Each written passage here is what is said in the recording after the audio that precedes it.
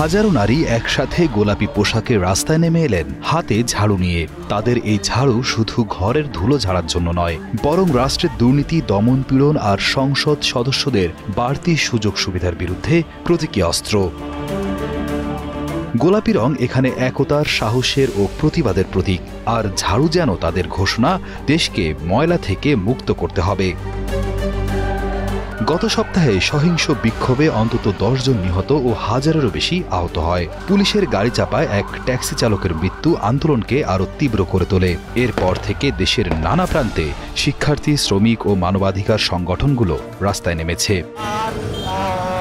বিক্ষোভের মূল কারণ পুলিশের অতিরিক্ত শক্তি প্রয়োগ ও বর্বরতা, সংসদ সদস্যদের বিলাসী সুযোগ সুবিধা বনাম সাধারণ মানুষের অর্থনৈতিক সংকট এবং দুর্নীতি ও আইনের রাজনৈতিক ব্যবহার। ইন্দোনেশিয়ার নারী জোটের 38 বছর বয়সী প্রতিবাদ সমন্বয়কারী মুতিয়ারা ইকা প্রতিভি জানান, তারা সরকারের প্রতি অত্যন্ত বিরক্ত। এই মুহূর্তে সংসদ যা করছে তাতে আমরা বিরক্ত। তাই আমরা বলতে চাই যে সংসদের তার স্থান জানা উচিত, কারণ এটি জনগণের আকাঙ্ক্ষা এবং নীতি নির্ধারণের ভিত্তি হিসেবে প্রতিনিধিত্ব করে। আমাদের ক্রোধের কারণ বিভিন্ন সরকার এবং প্রতিনিধি পরিষদের নীতি, যা বর্তমানে জীবন উন্নত করার প্রচেষ্টার পুরোপুরি উল্টো এবং পরিবর্তে জনগণকে বেকারত্ব, সহিংসতা এবং বৈষম্যের দিকে ঠেলে দিচ্ছে।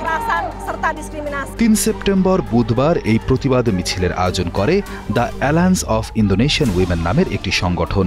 38 বছর বয়সী প্রতিবাদী সংগঠক মুতিয়ারা ইকা এই আন্দোলনকে মানুষের রাগ এবং সাহসের বহিঃপ্রকাশ বলে বর্ণনা করেছেন। তার মতে, বর্তমান সরকারের ভুল সিদ্ধান্তগুলো সাধারণ মানুষকে বেকারত্ব, সহিংসতা এবং বৈষম্যের দিকে ঠেলে দিয়েছে, যা মানুষের মনের মধ্যে তীব্র ক্ষোভের সৃষ্টি করেছে।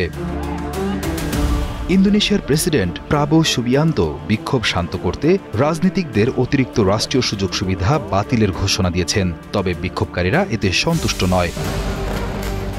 2024 সালের নির্বাচনে তরুণ ভোটারদের সমর্থন নিয়েই প্রাবো ক্ষমতায় আসেন, অথচ এখন সেই তরুণদের বিরুদ্ধেই দমন পীড়নের অভিযোগ উঠেছে। বিশ্লেষকরা বলছেন, প্রেসিডেন্ট হওয়ার পর এটি প্রাবোর জন্য সবচেয়ে কঠিন পরীক্ষার সময়।